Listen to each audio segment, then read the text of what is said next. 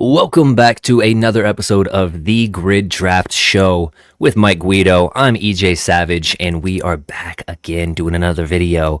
I noticed that I did not change my time on from daylight savings time, so it says that we've already been going for an hour. Mike, how do you feel? You're already in an hour. Yeah, that's right, man. It feels like it went by fast. I had no idea. Yeah. We have not been super consistent recently. I got sick. Mike got sick at one point.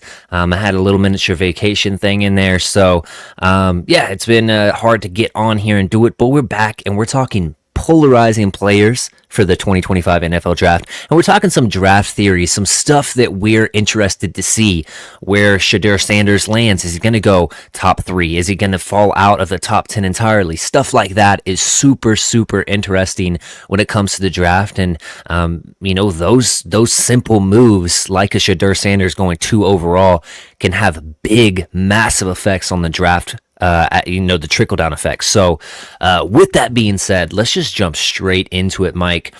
Who is a polarizing player that you would like to talk about first?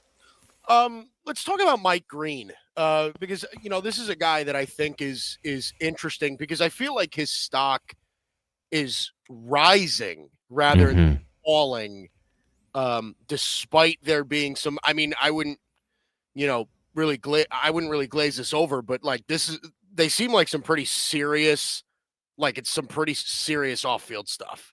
Yeah, character concerns absolutely with Mike Green. Character concerns. It seemed like through the Senior Bowl stuff, he answered a lot of questions with that. Can he play against better talent? At the Senior Bowl, he was very dominant, answered a lot of those questions. But then the off-field stuff, it seemed like through the Combine and the Senior Bowl and just getting in there with the interview processes with teams and scouts, it seemed like he put a lot of that stuff to rest. I would be very shocked if Mike Green didn't go inside of the top 20 just based on the talent. He's a 17-plus sack guy. He has that bend around the edge. He can play the run game and set the edge as well. It's just the character concerns was there, and then the lack of talent that he really faced.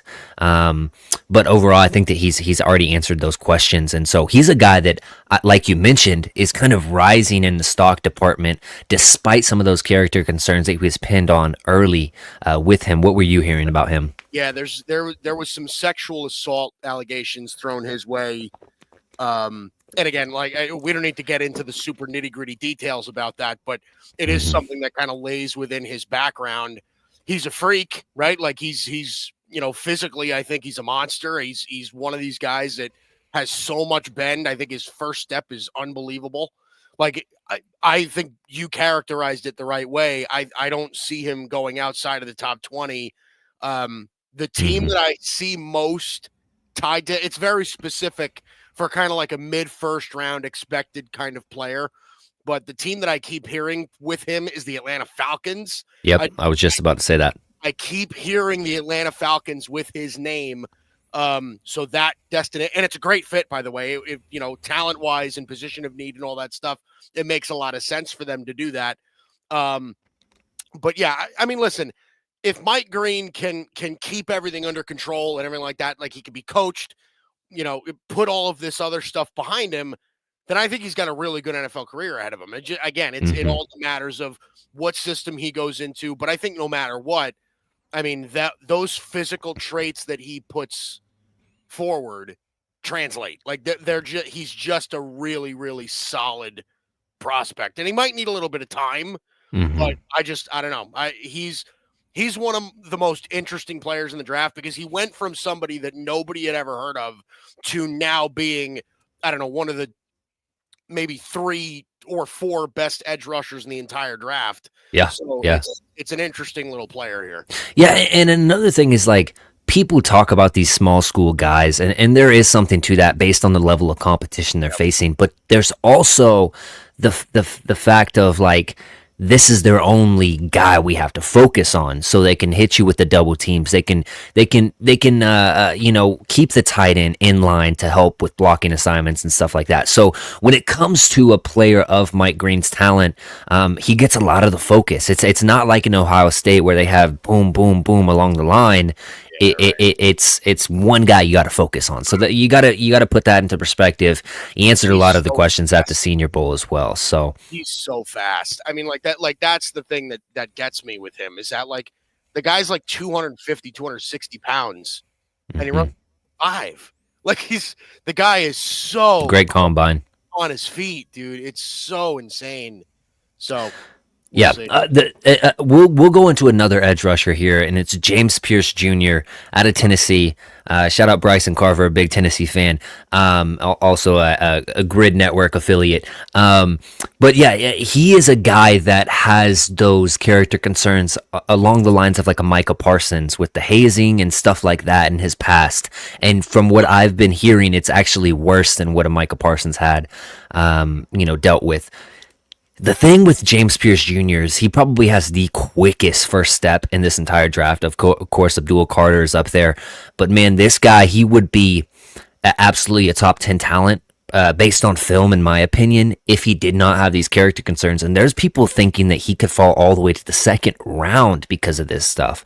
Talk about James Pierce Jr. and what you saw on the field based on the film, and then what you're hearing from outsider knowledge and reports on him.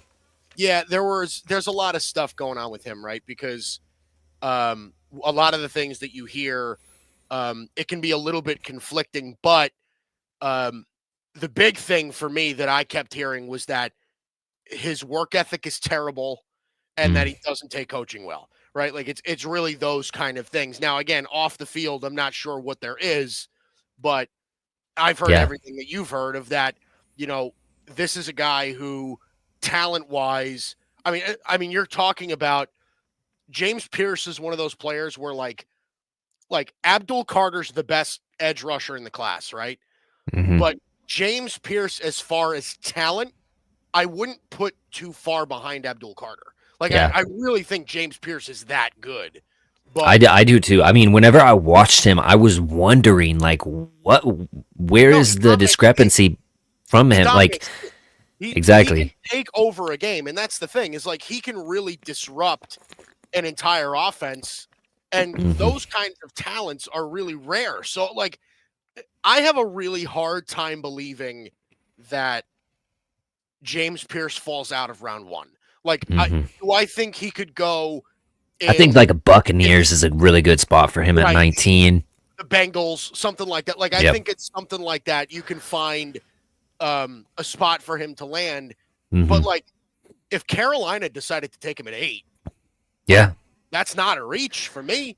I mean, that's what I don't know the kid. So if his if he's really this much of a problem in the locker room with coaches and stuff, like if he's this much of an issue, then it's going to steer teams away just because he's not going to fit the culture. But talent-wise, he's among the top in the draft, I think. Yeah, and you look at like a Panthers team that dealt with like a Greg Hardy before, and one of those guys that are kind of character concern, guy that's not the best in the locker room, not a good leader. How early do you take a guy like that? You know what I mean? Yeah. This is a strange draft because after about pick 5, 6 through about 21 for me is relatively the same as far as value that you're getting. Obviously, if you have a positional need that you're really trying to hammer down, you might reach. But I really don't see that top blue chip talent as much as years past, especially with the wide receivers. Really, despite the running backs, it's not a super deep class in any facet. You got some pretty decent tight ends at the top, but then it falls off a cliff, and then it goes to another, group of those guys, and another. Quarterbacks aren't there for me. A lot of the offensive tackles are dealing with their own athletic deficiencies, whatnot. So there's just a whole host of things. So if you are a team that's like, this guy meets all of our thresholds, all of our measurements, but he's not the leader, and he has some off-field concerns, how early do you take him? You said the Panthers at 8. I kind of see the same thing. I don't see the Jags going with a defensive end. Raiders are always an outlier, man. I really feel like they're growing Genty, but yeah, I could definitely see the Panthers as a team that would take a shot on him. But I'm really looking in that 16 or 15 with the Falcons, depending on if they go with a Mike Green or not. To that 24 range as the range that he'll probably land in. But if he does drop out, man, he would be a player I would be looking to go up and get at the top of the second. That's the thing though, is that like you made a good point of like where this is a draft that is not overly strong at the top, right? Mm-hmm. Like you're not seeing that many blue chippers, right? Like, I mean, you and I have talked about it. I mean, there's only a handful, right? Like we think that Abdul Carter is really good. We think Travis Hunter is really good.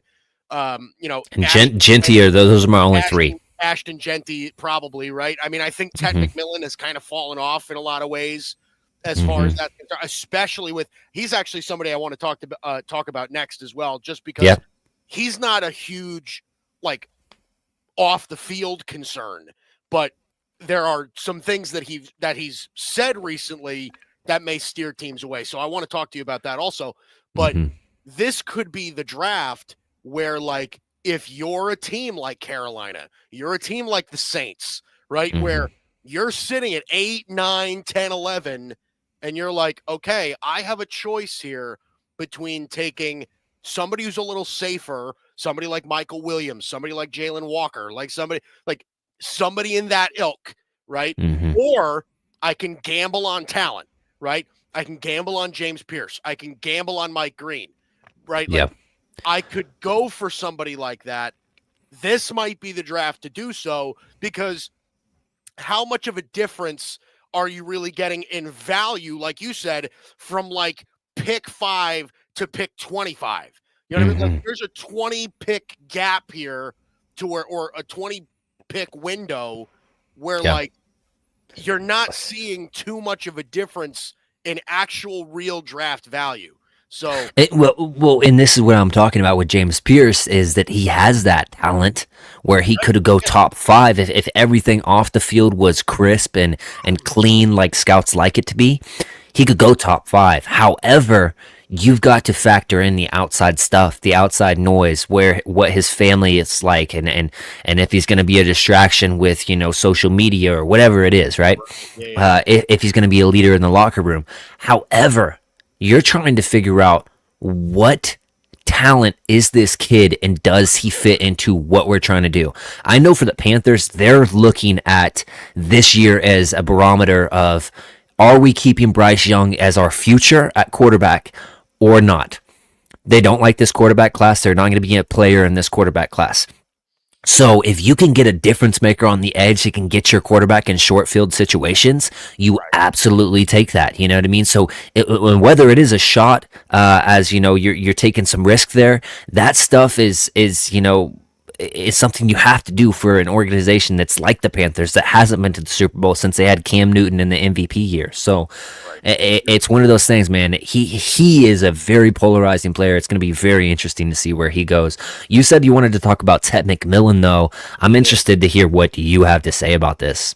So I love, you and I have talked about it on several different occasions. I love Ted McMillan, the player, right? Like, I think just big of I think he's that sort of talent.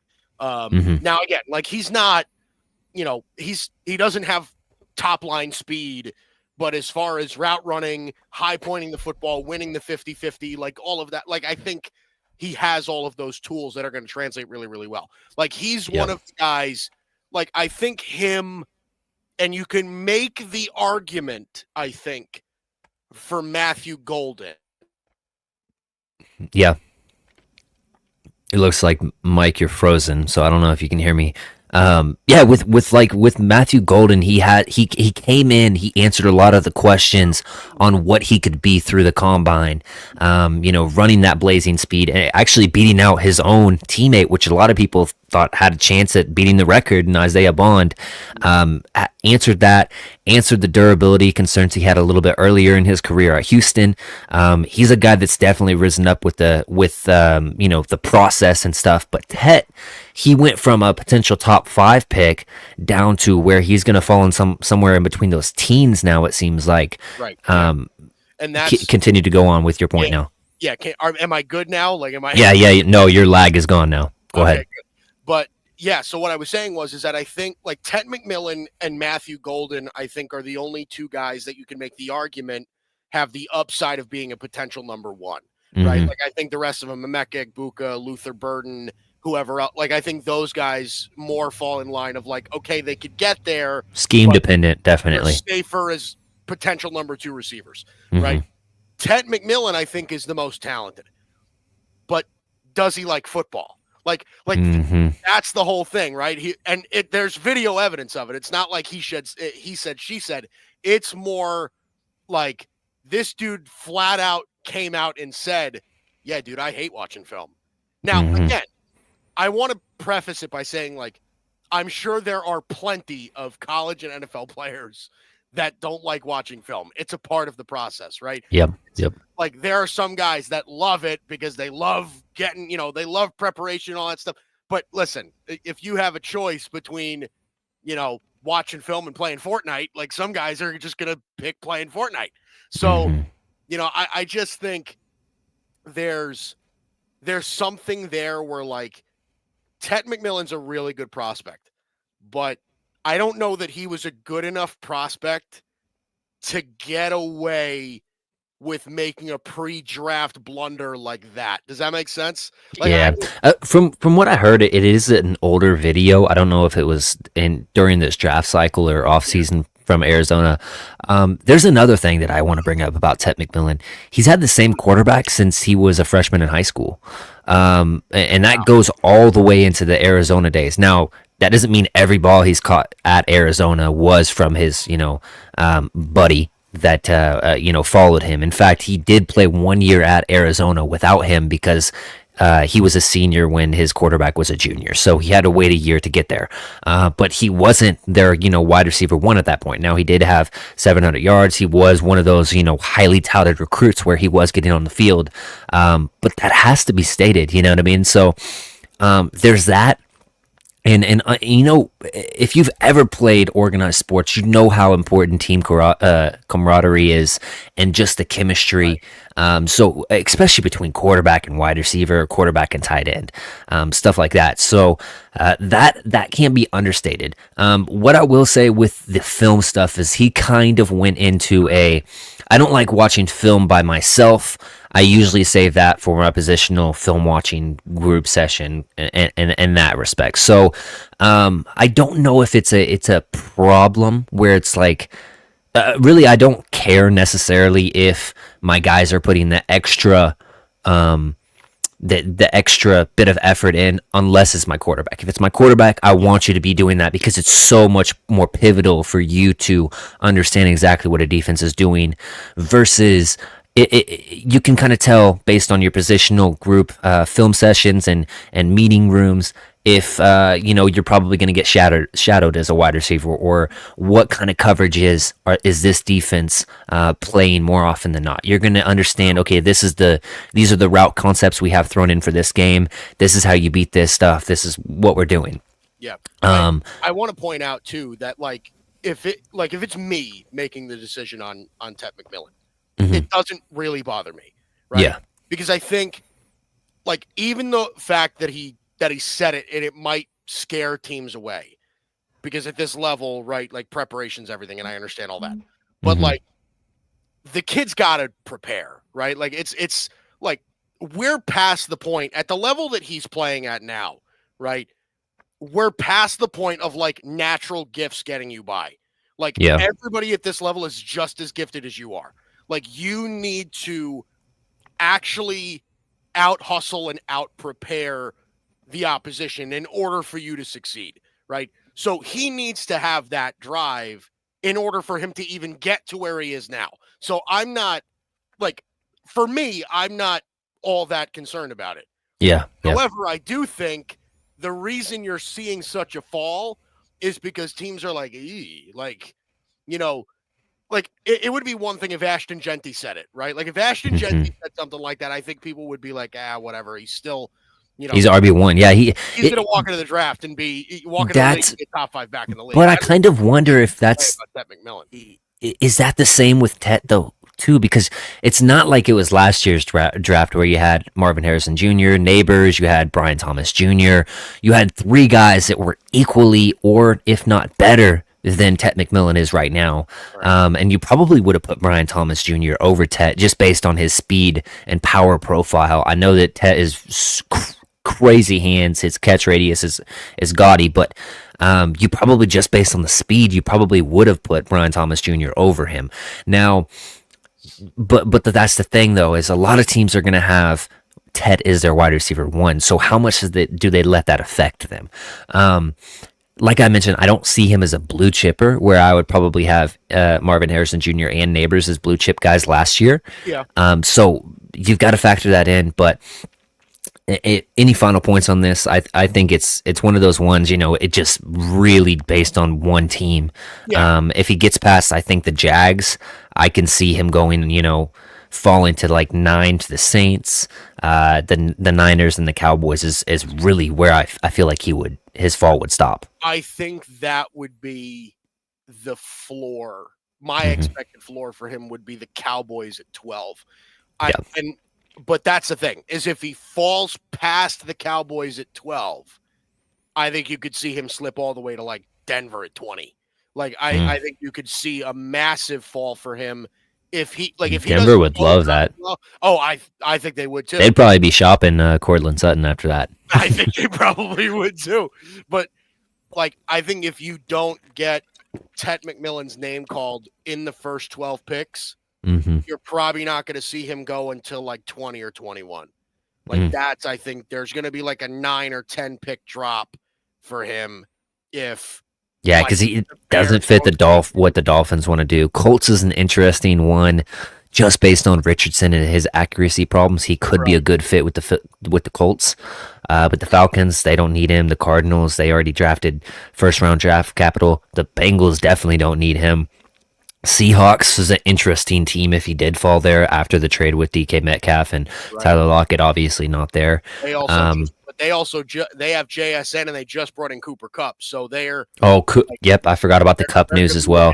Buccaneers, they already have their guys, so I absolutely can see that. The Colts is really the only other team that I would see. I think in that range you're going to see a lot of defense. You're going to see maybe the Colts at 14.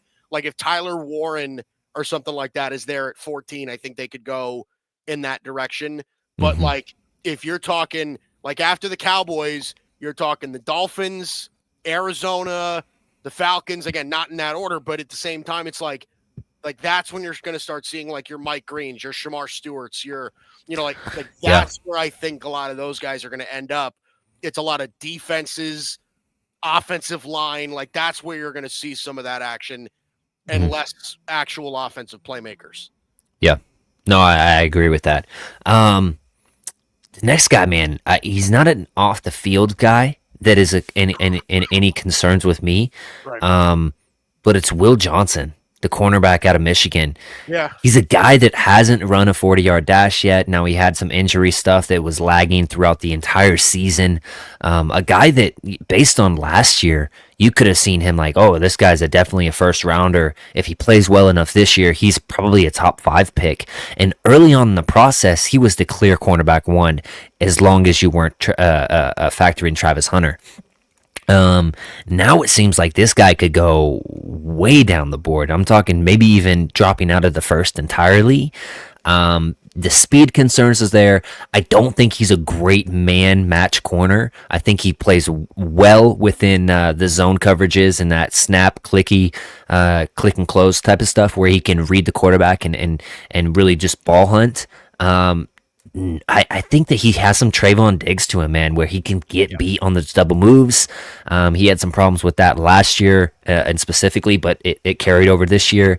Not the speediest guy. I believe he even played wide receiver at one point, so he has that with Trayvon Diggs as well, the shared similarity. So he's a guy that's, and remember, Trayvon Diggs' draft class, he had some first round buzz as well, not clearly as much as Will Johnson, but then he eventually fell all the way to pick 60 with the Cowboys. So there could be some shades of that for Will Johnson. Now, I'm not worried that he's just going to be a complete bust or anything like that, but the speed does worry me. There's people that say that he's could be running like a 4.7. Now that's with the injury stuff, but Yeah. if that's the fact, man, that is a slow corner on the boundary. I would let somebody else take him. I think if the speed is that much of a concern, then absolutely he falls. But I don't. I'm a big Will Johnson guy. Like Will Johnson's one of my favorite players in the whole draft. I really think he's your comparison to him of Trayvon Diggs, I think, is pretty much spot on. Just because, he does have a tendency to get beat off the break and everything. I get all that, but his ball skills are incredible. I love his combination of not even just speed, but size, athleticism, physicalness, actual vertical. I just feel Will Johnson's a really complete corner.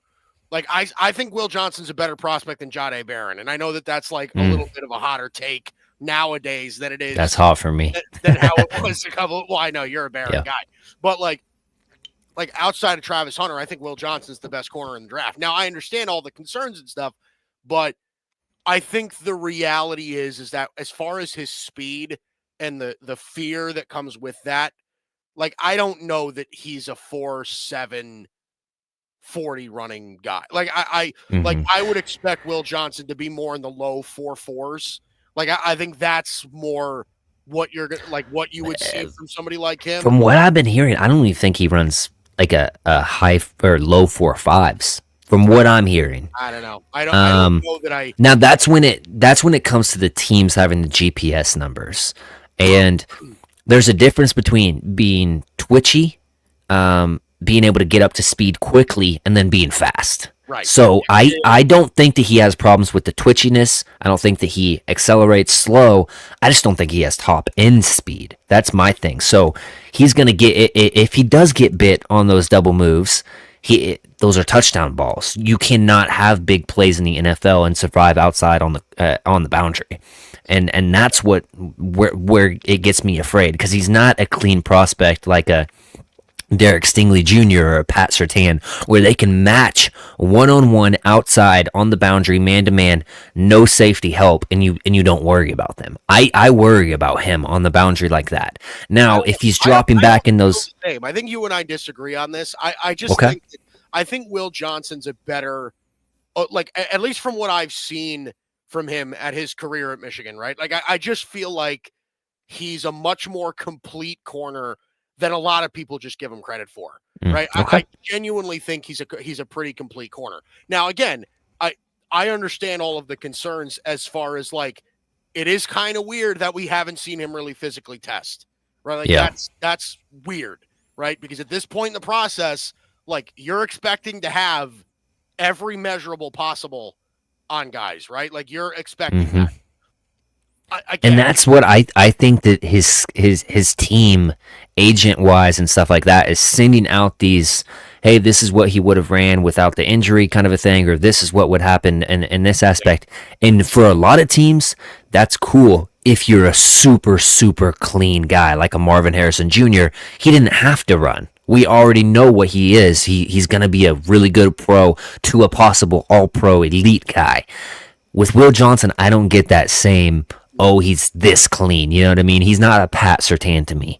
And I think that that's 100% fair. He's not he's not as good as Pat Surtain was, right? But I think my general thinking on that is that if we were really concerned this heavily about his top line speed, we would have been able to see it on tape, right? Now, him getting beat is one thing, right?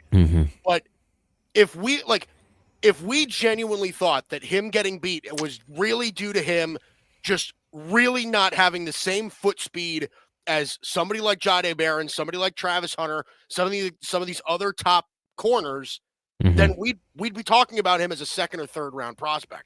But we're not. I still think that the talk with him is, mid to late, and I wouldn't even say late, probably more middle first round with him. So That's that I. So when I where is his bottom? That's where he. There's no way he goes under this. I would say if he gets past the Vikings at 24, I'd be shocked. Shocked. You willing to have a wager here, Mike? Live right here. We'll just do a strict $10 beer fund right here. I think he's gonna go past 24. You really think he's going to drop that far? I think so, man. I really do. Now, this is the thing is, how many first round corners are there? And like we mentioned earlier at the top of the show, how many legitimate elite guys are in this draft? You know what I mean? So because the draft is so diluted, he absolutely could. Like, would it shock me if he went 11 to the Niners? No, that wouldn't shock me. But I feel like that speed concern is absolutely there, and he has to go to the right system.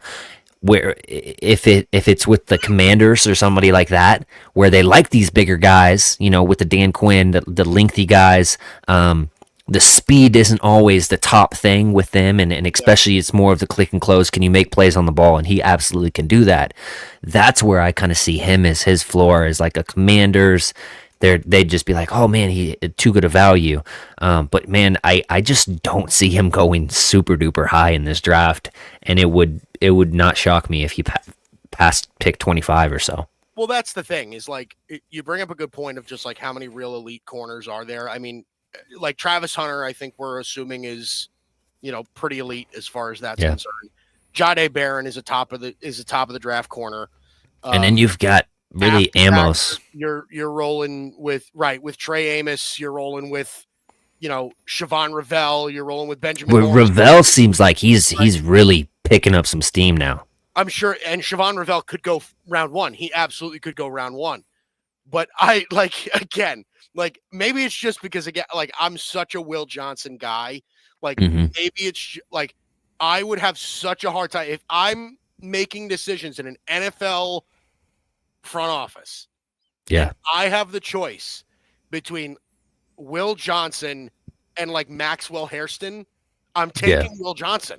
Like, well, yeah. You know what I mean? Like, but like I think Will Johnson is still in that top tier of corners, right? Like Travis. Okay, so I'm gonna throw some names at you. You tell me. Would you pick this guy over? And they're not gonna be corners. So, Egmeka Ibuke. Will Johnson over Ibuka, yeah. Really? Okay. Let's say. I mean, again, let's talk. It depends in a vacuum. But yes, yeah, right. Mike Green. Oh, now EJ's. Oh, you're lagging out on me, Mike. Come on, this is pivotal. I'm absolutely going Mike Green in that respect. I don't know if you can hear me, Mike. Yeah, Mike Green. Another one that I think that would be an interesting pick would be like a Walter Nolan. Mike, your internet. It's lagging out on me, buddy. Let's give him a second, see if he's here. Guys, if you guys are watching the video and you have a polarizing player or somebody that you would like us to discuss as well, go ahead and drop it in the comments, and maybe we get to it, maybe we don't. But we've got some fun stuff past this that we'll talk about as well. It seems like Mike just jumped off. It's gonna relog back on. But yeah, I'm probably taking Mike Green over him. I'm taking Igbuka over him. I'm probably taking Walter Nolan, man. I really like Nolan. And he's a guy that has some character concerns as well, off the field stuff. It's one of those things you've got to do your due diligence, and stumbling over my words here.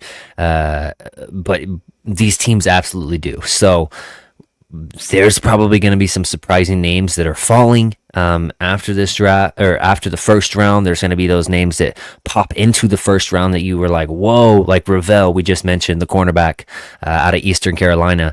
He's a guy absolutely can go in the first round. It would not surprise me one bit if he did. And then there's those guys like Will Johnson. If he fell out, it wouldn't surprise me. So, there's just a bunch of names like that. Another name that I kind of had pinned to talk about of a name that is interesting is Harold Fannin Jr. The tight end out of Bowling Green. He's a guy that he's so strange because he gets open and he catches everything, and he's getting like 1,500 plus yards at Bowling Green, and even when he goes up against premier competition, nobody's able to stop him. He's still going for 100 plus yards each game, but he's not a crisp route runner. He doesn't look like a crazy athlete at the position. He's not like the blocking is come and go extremely with him. So he's one of those guys, like, where do you fit him in? Because he's not that true, just line him up and he's going to beat whatever linebacker or whatever safety is trying to cover them.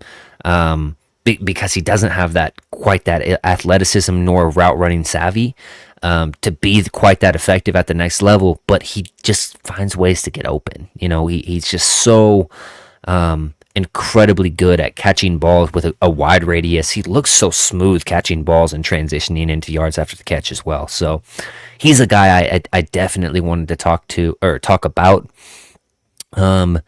Trying to think here. Another one, Luther Burden. I know that I follow Cowboys stuff a lot. So following a lot of what the Cowboys do with their draft show and some of the people over at DLLS, they were talking about Burden got kind of pinned from some scouts about, not being a leader in his positional groups and not being the first in the lines for different drills and not being the first guy to raise his hand when it comes to those meeting rooms and whatnot. He's very laid back, reserved, and because of that there's some negatives associated with that. And so Burden is a guy that you were hearing hype about him being the second wide receiver to go in this draft, and now it seems like he could be wide receiver 6 to go in this draft. It wouldn't be surprising. He could fall out of the first round entirely and be a mid second round pick.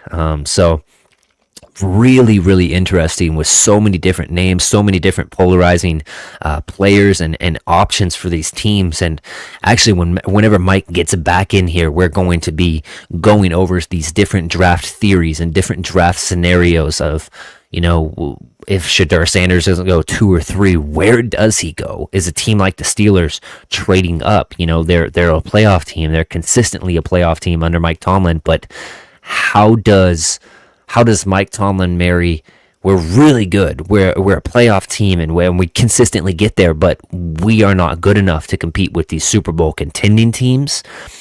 How does he figure out a way to either trade up and get the guy that he has a plan for and can foresee a future with, and leveraging some future assets to get him, or understanding the only other way we're going to be bad enough to get a premier quarterback is to tank, and that's not in Mike Tomlin's blood. So very, very interesting with the Steelers.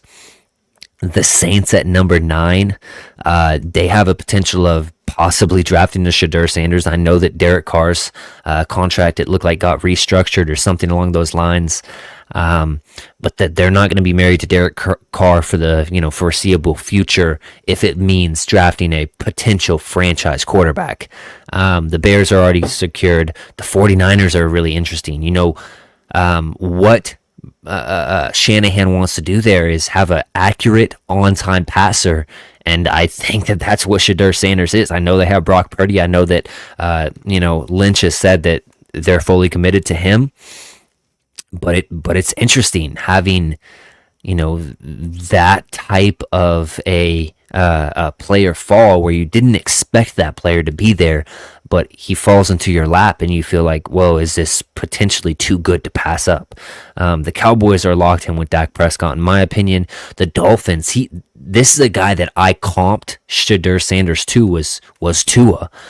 So seeing Tua as a potential comp, do the Dolphins move on from Tua and just roll with Shedeur Sanders, a guy that has a little bit more mobility, but has that toughness inside the pocket and can make those touch throws and the accuracy throws that is much needed in that offense. The Raiders were heavily tied to Shedeur Sanders early on in the draft process, but then they traded for Geno Smith.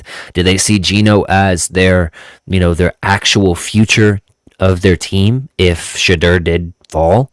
Obviously, the Patriots are out of question. The Jags are probably out of question.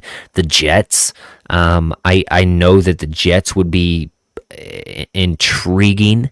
Obviously, moving on from Aaron Rodgers and that whole debacle, who knows what that entails? But do they want to get a succession plan there?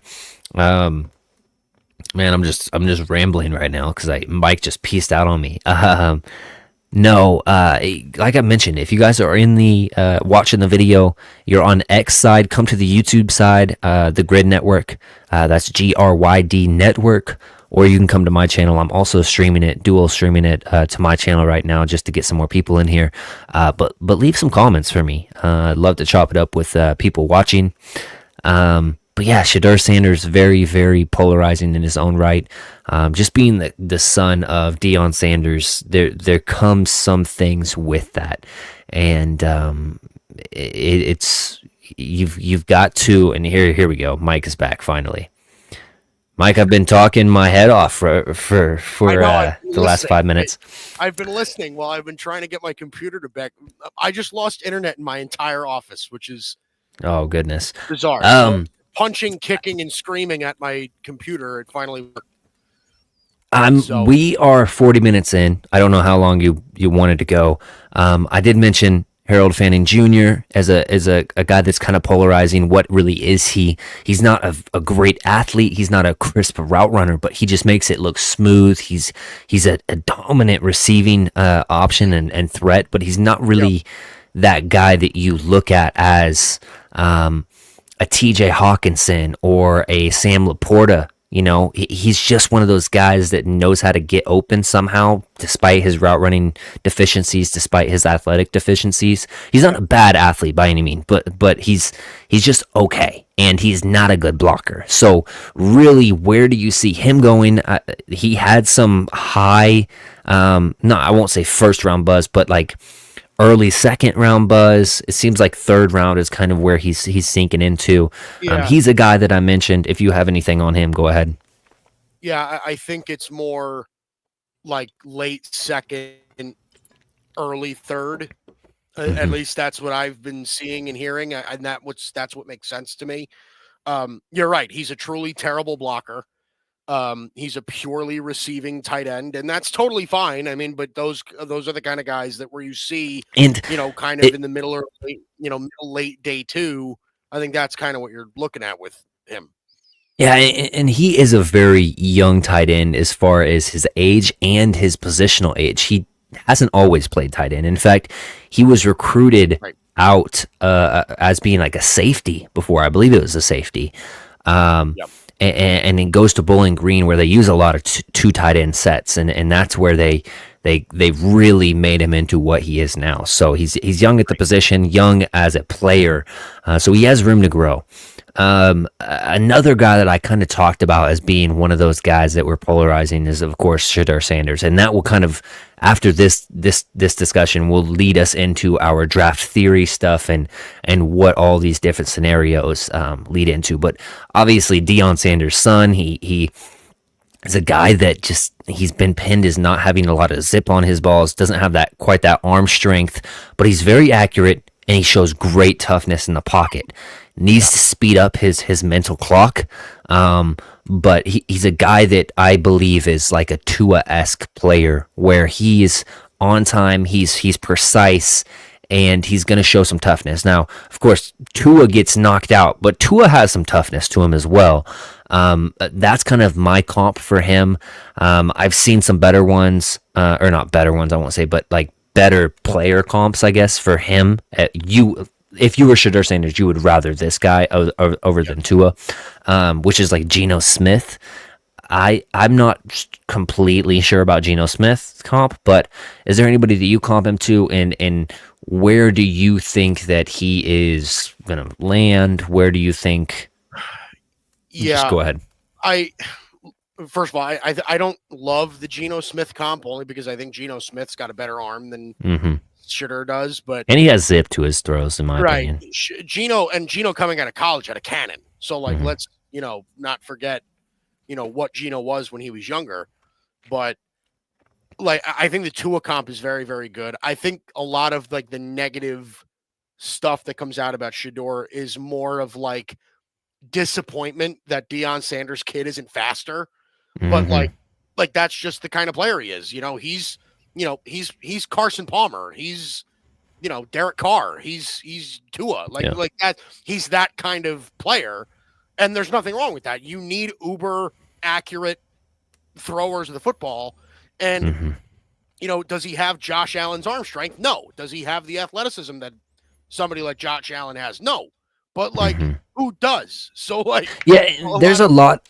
I think a lot of people pin him as like he's just a statue back there no, he's because he's pass first. He's not a statue. He knows how to move, and he's decent at the 1 to 10 yard gaining ability through scrambles. He's not gonna get you a 40-yard rush in a game like Lamar would. Like that's not who he is. But I see him very similar as to like a Dak Prescott runner, where he's tough. He'll lower his shoulder in the middle of the field, but he's not fast. You know what I mean? Yeah, I think Dak's a fairly good comparison too. I think he's a little bit more of a more accurate thrower than Dak is, as well. But I also think that like I totally get why teams at the top of the draft are not like falling in love with him. I get it, Hmm. right? Because he isn't a top tier quarterback prospect. I never viewed him that way. I think he's a Can I? good quarterback prospect. I don't think he's great. And that's Mhm. fair, right? And I would say I would echo that same sentiment to Cam Ward. I do not think he's great. No. I do not think that he'll ever be elite. And that's just my own watching of Cam Ward, understanding who he is. Now, Cam Ward has the tools. If he goes in there and works He's got a and exactly, he hones it in, he absolutely can be one of those elite guys. But from what I see, he's way too much of a dice roller, a gambler, and just he trusts his arm, which is not always a bad thing, but it gets him in trouble. So I'm particularly down on this draft class. Feels very Kenny Pickett draft class, where you had Kenny Pickett at the late of round one, then you got the Malik Willises and whoever else was Desmond Ritter, whoever else was in that draft class. So yeah, I'm not in love with this QB class. No, and I'm not either. But I think that's the sentiment that a lot of teams share also is like, Mhm. I think, and we'll talk about this once we actually get into it, but I think as of today, Cam Ward to Tennessee seems like a foregone conclusion. Yeah. At this point, it seems Oh, sorry, buddy. for a second I thought I lagged out again. But I think Shedeur is where Shedeur goes is one of the most interesting stories of the draft, without a doubt. Like I really am not like I have a feeling it's not Cleveland. I think the Giants are a possibility, but the fact that they signed Wilson and Jameis Winston kind of lead me to believe that they're not going to bring in Shedeur to be third string. Like I don't know, man. Like it really depends. Does he fall to the Jets? Like, do the Jets do it? Do the Saints do it? Like, is he going to fall all the way to Pittsburgh? Like I don't know. I want us to do a realistic what we would do mock draft. Yeah. And so where this comes into, I think we're both in agreement that Cam Ward is going to be the number one pick. Yeah. So we can lock that one in. The draft really starts at 2. And let me find Cam Ward. They have him at 20. I don't even have a first round grade on Cam Ward. So Cam Ward goes number 1. The real draft starts at number 2. Does the Browns pull the trigger, rip the Band-Aid off with the Deshaun Watson thing? Now I want to say that they signed Kenny Pickett, didn't they? Did they sign Kenny Pickett? They might have. No, they didn't sign Kenny Pickett, did they? I don't know. Let me search this up. They did sign Kenny Pickett. That's funny. He's So maybe they're like, hey, Shedeur Sanders is Kenny Pickett. We got Kenny Pickett at home. But still, do they rip the Band-Aid off? They traded for him. So Jeff is saying, yeah, they traded for Kenny Pickett. Interesting, because obviously Deshaun Watson's coming off the injury. Now, here's my idea of this thing. Reading the tea leaves, the Giants did not only just sign Jameis Winston, they also signed Russell Wilson. Right. With that tells me that their pro personnel guys are getting word that the Browns are going quarterback at 2. Another tea leaf that I'm reading is Myles Garrett said, I want out of the Browns. I mean, I want traded, right? And then the Browns told him something where he was willing to come back to the negotiation table and get a deal done. I think that something was, we're going to get a quarterback. We're done with this Deshaun Watson thing. We want to win. So I think that you're going to see quarterbacks 1-2. I'm interested to see what you think and what should be done. Now, do I think that the quarterback should go 1-2? Absolutely not. But I think that's what's going to happen. So that makes sense. I do think that the Browns have the most important pick in the draft at 2. Mm-hmm. Because what they do, I think, triggers everything else, right? Yeah. So the Browns, the sense that I'm getting, okay, is that the Browns are not going to go quarterback at 2. But that doesn't mean they won't, because, like I said, everything that you're saying makes sense, right? And they could have told. Was also that when the Giants signed Russell Wilson, that meant that they were going to miss on Shedeur Sanders at 3, right? Mm-hmm. So that's what I thought originally. But everything that I'm hearing now is that Cleveland, that the most likely scenario for the Browns at 2 is that they take Travis Hunter. That's what I keep hearing, is that they take Travis. Now, again, it makes sense for me to be like, okay, they rid themselves of the Deshaun Watson debacle and just they take Shedeur and move on with him. That makes sense to me. It also makes sense to me that Abdul Carter, who fits them a little bit more from a roster perspective today than Travis Hunter does. That's what Jeff is saying right now. Could be the guy with the Browns at number 2. That makes sense. But everything that I'm hearing now is that it's Travis Hunter. But we're 2 weeks away, so there's a lot of time. No, and I was a caveat right here. I think that the Browns are going to go 1-2 based on what I personally think. Just and kind of what I would do, honestly. I wouldn't take Cam Ward that high with the first overall pick, but if I'm the Browns and that team has had so little success, at least the Titans were making the playoffs, a couple years ago. And I know the Baker Mayfield thing, they shouldn't have let him go.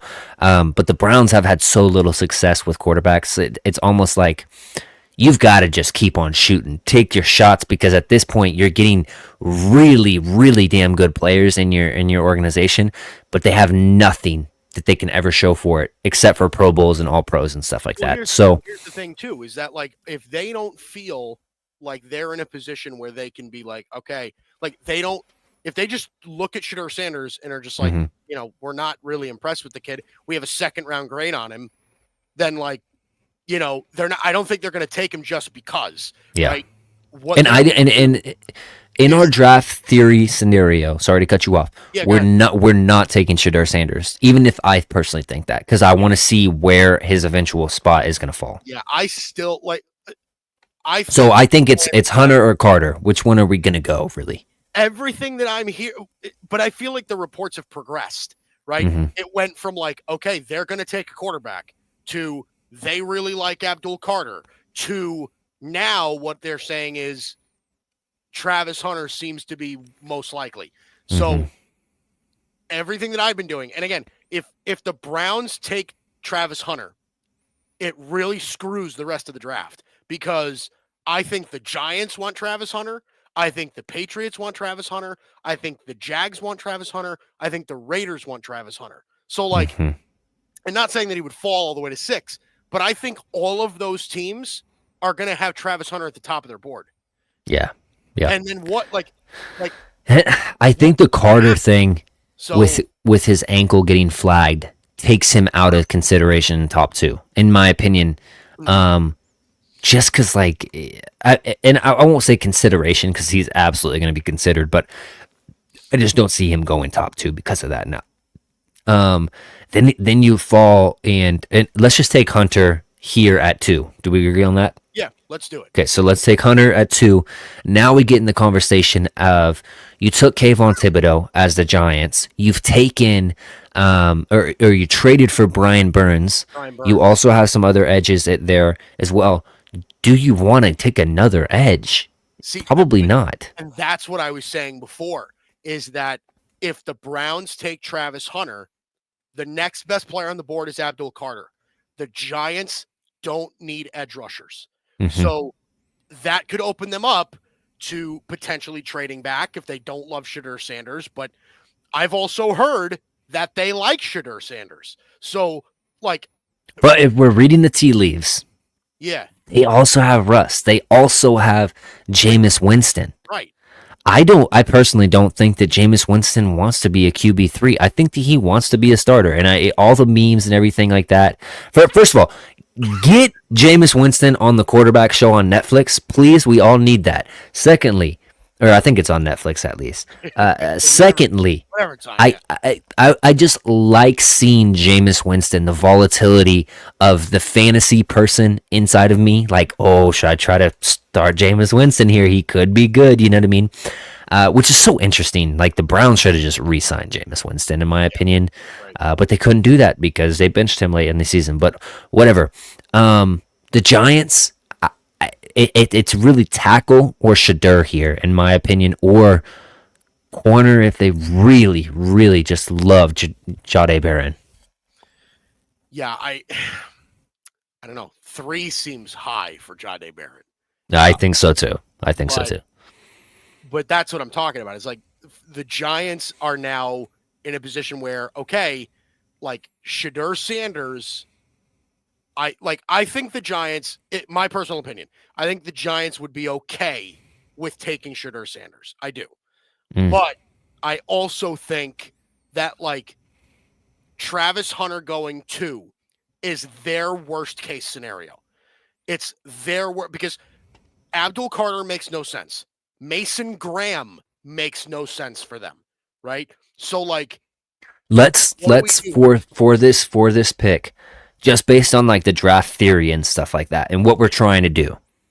Let's say the Giants and the Browns pass on Shadur Sanders, but with the caveat of we have to have another quarterback going in the first round later on in the draft. 3 quarterbacks in this draft go first round, whether it's Milroe, Howard, or Leonard, or Dart. I mean, I don't think Leonard's going to go first round, but Dart has picked up some steam. I really don't feel like Howard, but based on the national championship, could be. And then Milroe's incredibly enticing just based on his profile and what he is. So one of those 3 quarterbacks will go.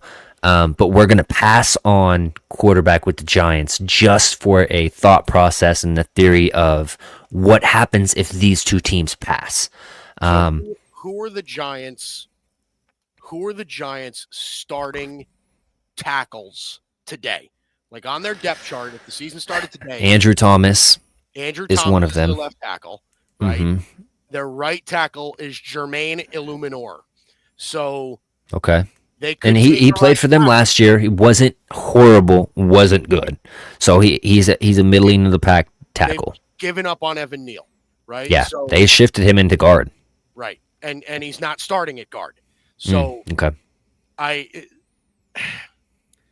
So, okay, I mean, do they feel comfortable with taking, like, Armand Membo? Or that's what I was about to say. I think Membo is the guy that they would reach on based on the size profile. And he's not going to have the questions with the short arms. He's not going to be with dealing with the injury stuff that Josh Simmons has. Right. He just seems like the cleanest guy. And he's a right tackle anyways. So he'll fit because Andrew Thomas plays the left side. So he'll fit into that right tackle position already. Okay. So you want to do that? So, You wanna do yeah, Membo I said Membo at 3, which seems high. But like I said, there's not a lot of blue chip guys. There's not a lot of separation between these players in this draft. I've also heard, though, that Armand Membo is going to be one of those guys this year that's going to go higher than everybody thinks. Mm-hmm. I think so too. They will look at him. Most teams will look at Armand Membo as the top tackle in the draft. Right. As the cleanest one, because he meets the size thresholds. Right. He's an athletic guy. He has that. Now he could be meaner, but he has just enough mean to him, and he has the versatility of playing right or left. Now I know he's mostly played right, but he seems like he has that versatility. Right. And number 4 is going to play guard. So all right. Number 4, the Patriots. They take Abdul Carter? I think so. I think if Abdul Carter's there for them at 4, I think they take him. I know that there's a lot of noise with the Patriots as far as I heard they really do like both tackles. They like Membo, they like Will Campbell a lot. But I think from what I've heard is that their top 2 choices, if one of them is available, is going to be Travis Hunter or Abdul Carter. If one of them are there, they're going to take him. So I would bet that if Carter is there and Hunter is not, they'll take Abdul Carter.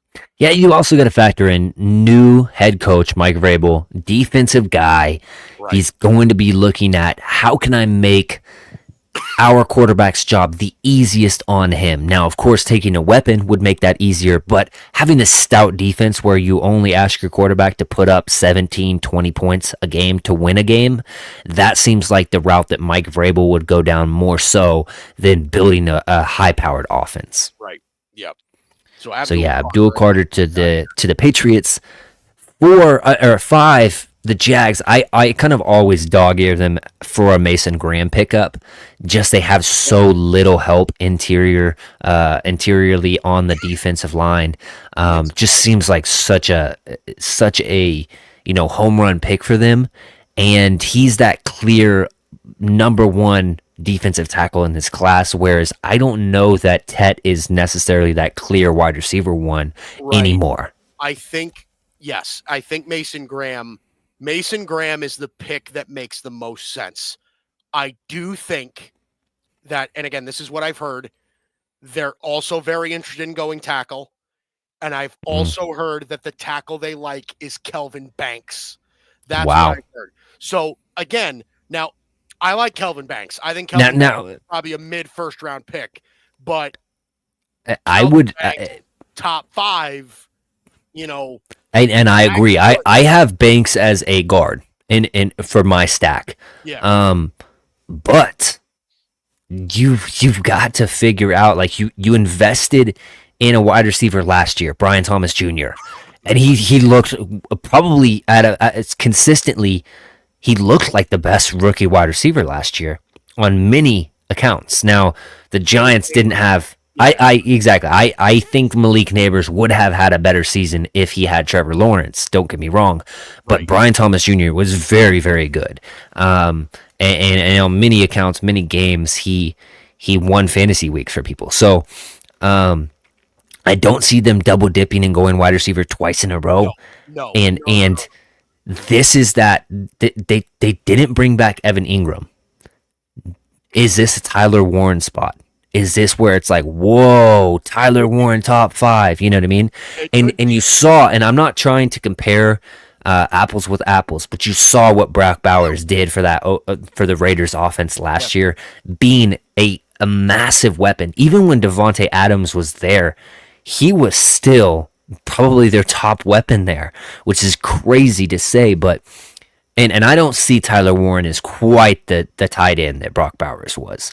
But they need tight end help now, and they need to figure out, is Trevor Lawrence our guy? I think that they want to go offense if they're trying to figure that out. If they think, okay, we've got to shore up our defense to, you know, help him out and where he's not trying to put up 30 points a game, then I think it's Mason Graham. Where are we leaning, and do we want to play into the draft scenarios where it's like we're gonna pick a guy kind of out of left field right here that could go here, just to see how the trickle down effect goes? So here's my thought process, right? Because Mason Graham is the only defensive tackle in the entire draft that I think is worth taking even remotely this high, right? Mhm. Like a top half of the first round. Like I wouldn't take Walter Nolan or Kenneth Grant or any of those guys like in the top half of the first. Yeah. Mason Graham, I think, is pretty damn close to a blue chipper. Yeah. If Mason Graham doesn't go here, does he fall? Right? Like, does he not like because do you see the Panthers taking him? I don't know. Do you see the Saints taking him? I don't know. Like if Tyler Warren's there for the Jets, The Jets would be Tyler Warren. Like yeah. I don't know.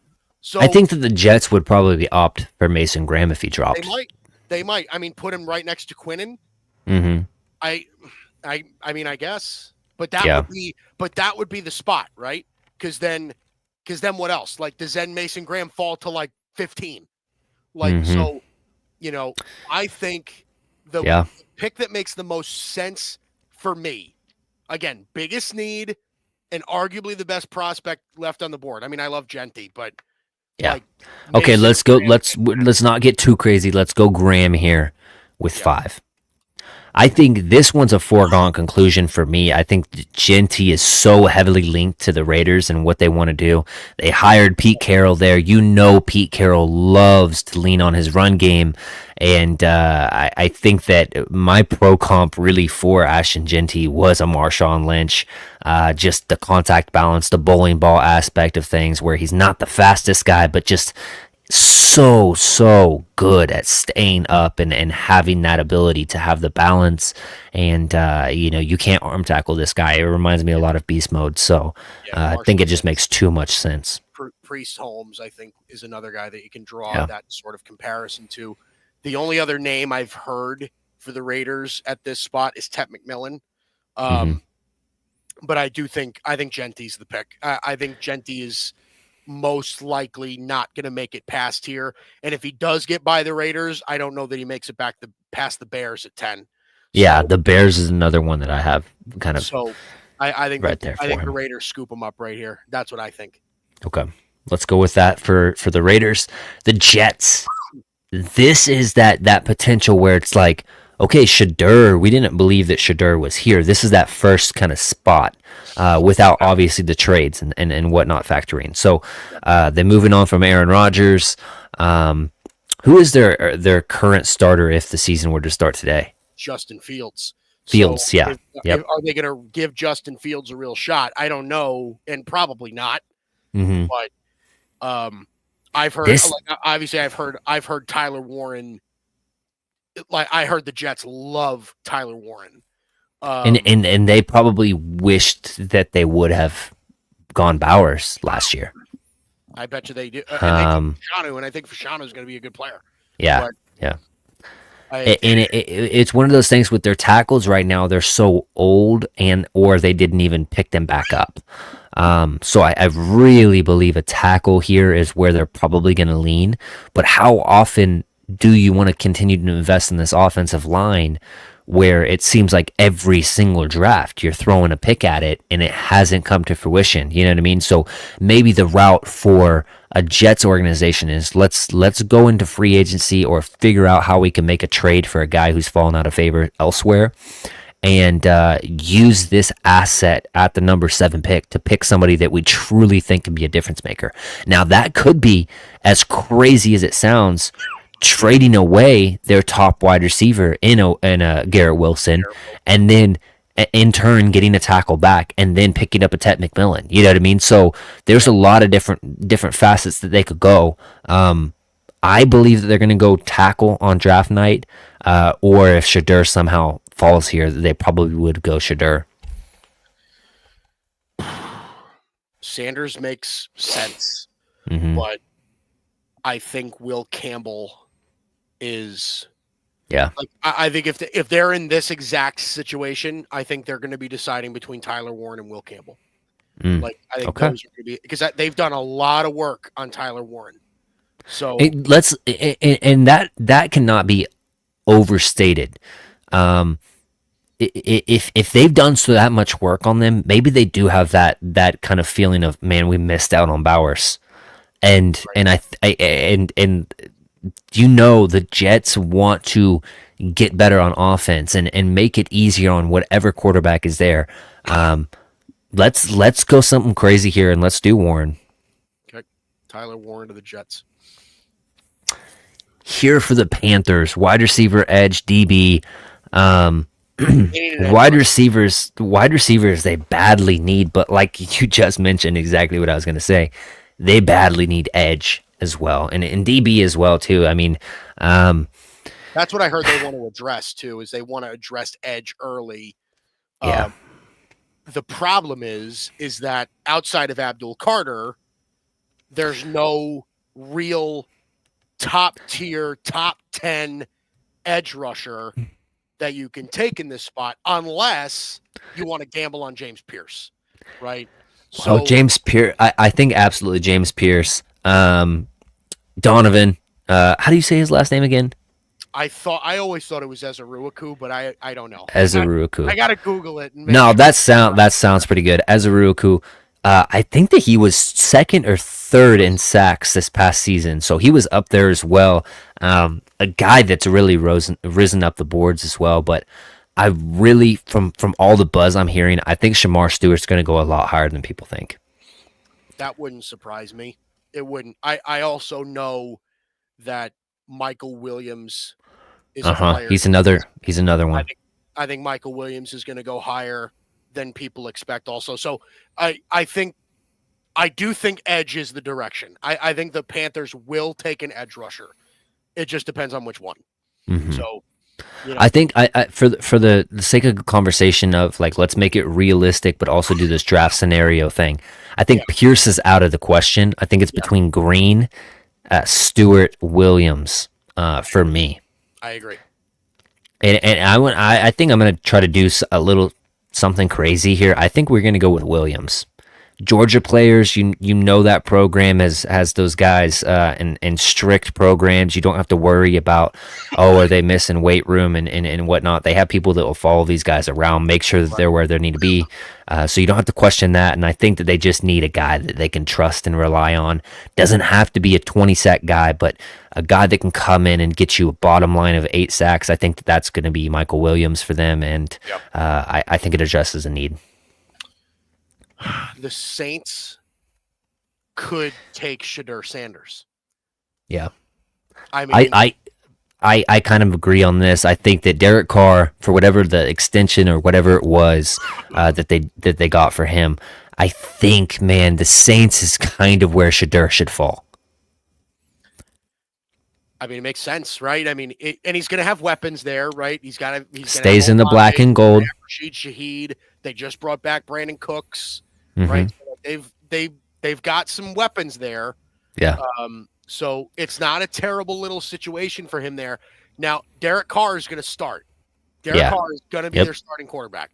Shedeur Sanders will likely battle Spencer Rattler for. But this is the same discussion that probably the Falcons had last year when they picked Penix. You know what I mean? So you have an aging veteran that has had some injury problems in the past, and you question if they're going to last the entire season. You hedge your bet on your future. If your guy has to play early, great. He can come in and he has that talent where he can absolutely win you some games, and he'll have the luxury of sitting back early in the season, figuring things out where he has the whole playbook under wraps. By the time that he gets in there, if the inevitable happens with a guy going down, he can absolutely take command of the offense. Yep.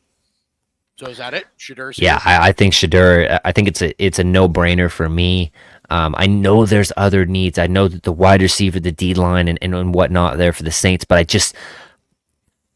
if you're a Saints fan and you really think, do we have the the potential of winning the Super Bowl with Derek Carr, I think you would probably arise with the answer of no.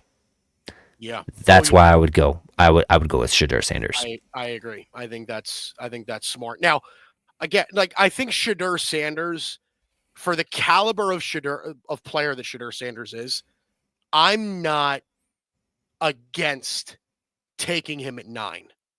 Like I think if you have a first round grade on Shadur Sanders and you need a QB, taking him at 9 is not a big deal, right?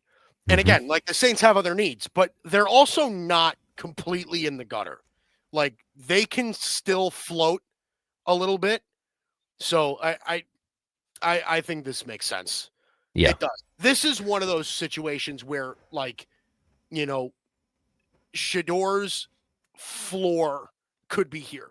Like, because again, we can talk about it till we're blue in the face, but and maybe this sorry to cut you off. Yeah, go ahead. Maybe this is the Steelers trading up from 21 to 9 to pick Shadur if he falls like that.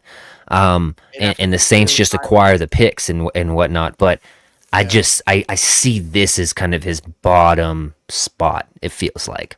Yeah, I just don't get the feeling that he's going to go outside of the top 10. I just don't. Like, he'll go, I think what's more likely to happen is, like, you'll see, like, Jackson Dart come in at, like, the end of the first. I think that's more likely than Shadur falling out of the top 10. Like, honest to God. I agree. Now, this one, I have a balls to the wall, kind of crazy out of left field kind of a thing I want to throw at you. And that's Omarion Hampton. I really think he's going to go a lot higher than a lot of people think. He's gotten some buzz. Now, he is a pet cat of mine. I love the guy. I think that he's absolutely worthy of a first-round grade. I have a first-round grade on him. Does he go top 10? Who knows? But I think that coming from the Lions organization, Ben Johnson understands what it means to have a dual backfield, a guy that's that bruiser, a guy that can take the top off of a defense, and the Jahmyr Gibbs. That same kind of a thing happened in that draft with Bijan Robinson. Everybody's like, oh, he's the clear-cut number 1. Jahmyr Gibbs is really, really good, really, really talented, and would always sell him short. Then the Lions take him really early in that draft, and it pans out great. Honestly, Jahmyr Gibbs has probably had the better career thus far than Bijan Robinson in Atlanta. Obviously, very, very close. But it's a lock for me that Omarion Hampton goes round 1. Like, I think it's gonna happen. So I don't think that that's crazy. Like, I'm a big fan of Hampton's also. I really like. This group of running backs is so special, I think. Like, it's such a deep group. It really, really is. I think the max you're going to get in the first round is 2. I think Genty and Hampton is going to go in round 1. Like, I don't think you're going to see Travion Henderson, Caleb Johnson, Quinshon Judkins. I don't think you're going to see any of them sneaking around 1. But I think Ashton Genty is a top 5 back in the league next year. I think Omarion Hampton could be a top 10 back in the league next year. Like, I just be that good. There's so much talk there with, like, how do we make Caleb Williams' jobs easier? And to me, Omarion Hampton is so damn good in pass pro, picking up those free blitzers, but he's also a tough runner, gets those tough yards, and gets your quarterback in the position of, instead of a 2nd and 8, it's 2nd and 4. You know what I mean? Those scenarios make a young quarterback's life so much easier. And that's why I think that Ben Johnson really loves the run game, really uses that to set up the pass game and sets on-time stuff up for the quarterback and just those easy timing routes and stuff. I don't know. I feel like this could... I think that the Raiders are going Genty, but I think that Hampton is going to go super high. I think it could be too. The only caveat here is that, and again, this is what I've heard from the Bears, is that they're very interested in trying to keep Caleb Williams upright, right? So, like, they're going to look at Will Campbell on the board and be like, dude, we need a left tackle. Can you do it? And I know that there are a lot of teams that just look at Yeah. Will Campbell the same way they looked at Ryan Ramczyk, where they were just like, is this guy actually a tackle? Because this guy's got arms that are not long enough. But I don't know. Like, do they just look at it and say, we got to keep him upright? We have a running back, right? Do we want to? To me, Caleb Williams has that ability to extend plays. So it's not that he can't move if he senses the pressure, up the middle, right? And that's what I have Campbell as a potential tackle, but probably a guard. Banks I have as strictly a guard. But when you take Hampton, that allows him to be free in the back and pick up whichever edge needs to help. And that gives that extra tick, that extra second that makes Caleb Williams so special. Yeah. And that's why I feel like, man, that's super enticing for the Bears. Yeah. I don't think a safety goes this high. No. That's their other need. So it's really D-line, and I don't think that D-line, I know Mike Green is there, but they have a really good defense. I think it comes down to a tackle. If Mimbo was on the board, I would take Mimbo. But with these questions of the tackles, I just feel like running back is the need. Yeah, I'm not against taking Hampton. Again, if the Bears went Omarion Hampton, my first reaction would be like, they have serious balls. That's a ballsy pick. So I'm not against that. I think Omarion Hampton. And here's the thing: if the Bears take Hampton, are the Cowboys pissed? I think they are, but they also still have Tet on the board right now. So, right. and that's probably about the scenario that's looking like it's going to happen, anyways, with what's happened. So I kind of want to go Hampton, but if you want to go Campbell, take Hampton. Okay, let's do Hampton here. Super high, it feels like, but man, I love that kid so much. He's so damn good. Really good. Now this is the one where I see Campbell is like, boom, we've got our guard, we've got a potential tackle, but if worst case happens, we shift him into guard, and he's an instant plug and play. They took Ricky Pearsall last year with the first round pick. I don't see wide receiver as an option, especially with them keeping his name's escaping me. Route runner guy, Iowa State. Didn't he play at Iowa State? What's their wide receiver? Not for the Niners? Yes. Ayuk, Brandon Ayuk. Thank you. I was like, wait. Yeah, his name escaped me. Brandon Ayuk, and they have Ricky Pearsall in there. They got Jennings, I believe, is still there. So I don't think they'd pick a wide receiver. Cornerback, Jahdae Barron is absolutely in play here. D-line, if Graham was still here, I probably would have given them Graham. But I feel like Campbell just seems like a no-brainer here with the tackle guard need for the Niners right now. Especially like, how long is old left tackle going to be playing?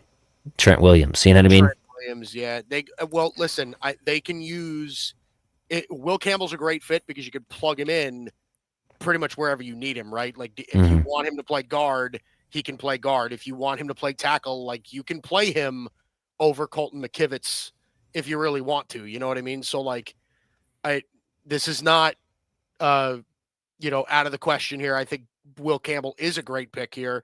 I mean, I've kind of wrestled with the idea of them taking a corner or a tackle. I thought that Jahdae Barron, Will Johnson would be on the board here as well for them. But I think if Will Campbell's just sitting there staring at him in the face, I think Will Campbell's probably the pick there. Let's go Will Campbell. Let's go Tet for the Cowboys. I feel like it's a no-brainer for them. There's been so much just for the sake of. Yeah. Do they now? Here's what I wanted to talk to you about as far as this. We don't have to spend too much time on this, but do the Cowboys, like, I know they love Tet McMillan. Do they take Matthew Golden over him? Because I know that's been thrown around as a possibility of like they like Tet McMillan, but they also really like Matthew Golden. See, my thing is like the Cowboys have been on the other side of this, where the Raiders took Henry Ruggs specifically because of his speed. The Broncos took Jerry Jeudy because they thought he was the best route runner in the class. But in reality, CeeDee Lamb was the best overall wide receiver in that class based on catch radius, based on yards after the catch, based on the route running, He was. everything. He wasn't slow, but he wasn't fast. And the Cowboys were on the better side of those things, right? Yes. I don't think that the Cowboys are a team that reaches based on measurables unless it comes down to tackle thresholds for arm length and corner just speed length profiles. Yeah. I personally don't see that. So I think that they would just go Tet. But I agree. I mean, my original thinking would be Ted McMillan has been their guy for as long as we can remember, right? Yeah. They've publicly stated that they want to address wide receiver in the first round, right? Yeah, and you can and also you can tell what the Cowboys are doing because they always try to fill their needs before the draft. Yes. They signed an offensive tackle today, which is noteworthy. Charles, right? Yeah, exactly. Who obviously he's been out of the league for a little bit, but still noteworthy. They've addressed the running backs, which tells me running back they feel is not going to get to them at the position of 12 unless it's Hampton. They've addressed some of the offensive line or the defensive line stuff. It seems like linebacker they've addressed. So and I know they signed Paris Campbell, but he does nothing for you. It seems like a wide receiver first round. Obviously, if it were a tackle, you'd be very surprised. But in our scenario, there's just not a tackle there. So Ted McMillan is the pick for the Dolphins. I think this is kind of where you see Barron being discussed. Cornerback there, they need outside help, a guy that can shade inside as well. I think they talk about Kelvin Banks here too. Like, Banks, you think? Yeah. Yeah, I do. I think eventually Kelvin Banks is going to come off the board. And you know what? Yeah, 15-ish range. I like that pick with being Banks. Just you got to keep Tua up. Right. Well, and I think that's going to be part of their thought process. But again, that's the thing is like outside of Jalen Ramsey, they have no corners. Like they are really weak at corner.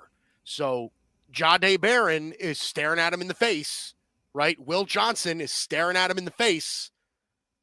Did they just say, let's get our pick of the litter here?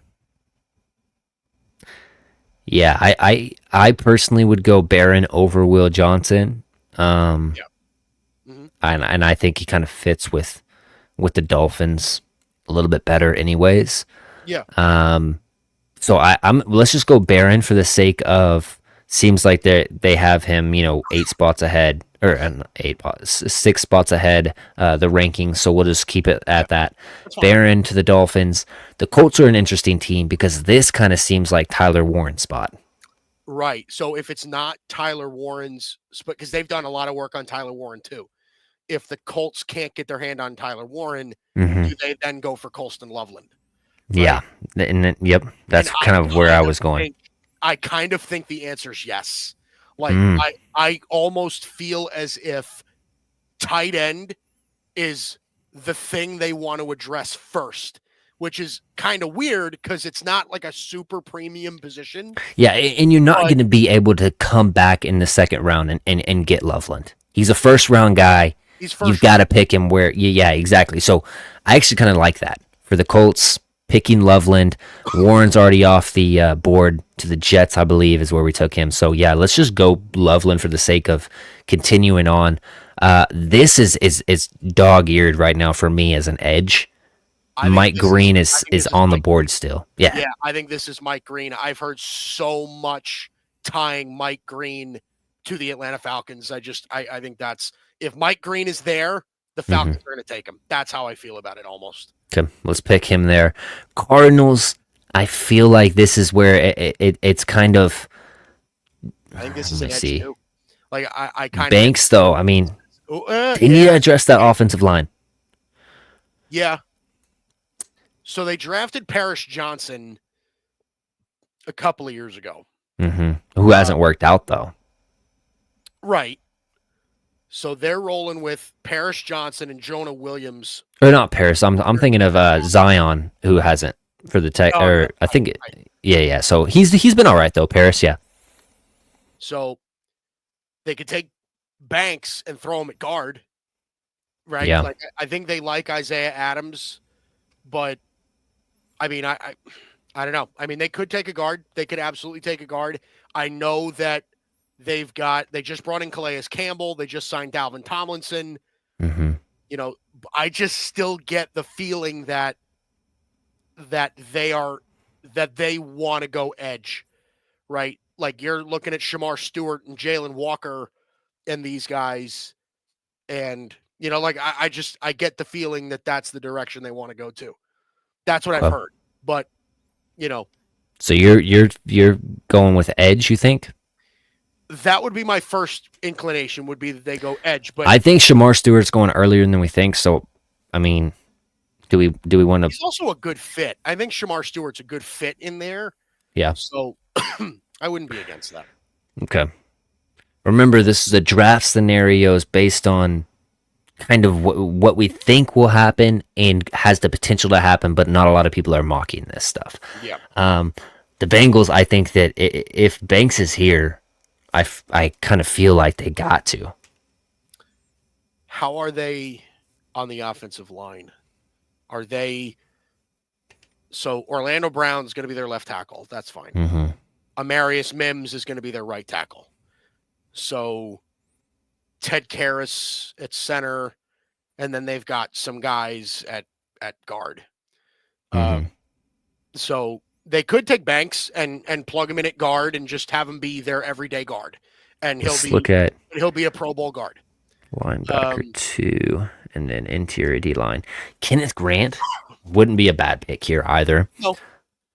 Jahad Campbell, it seems like Jahad Campbell has had a lot of whispers around him not being as healthy as they would like. They've got some medical concerns with him being banged up and stuff like that. I've had Jahad Campbell earmarked to the Buccaneers for a long time. Like I think the Buccaneers are truly the team that I've gotten the sense that they're interested in going linebacker early. Okay.